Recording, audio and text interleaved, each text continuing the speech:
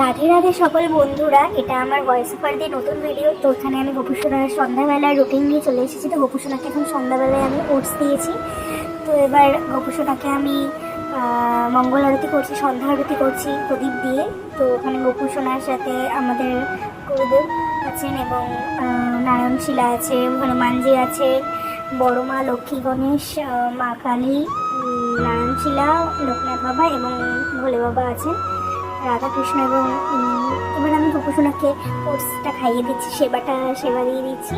তো গোপুসোনার পাশাপাশি আবার রাধা কৃষ্ণ সেবা করছে।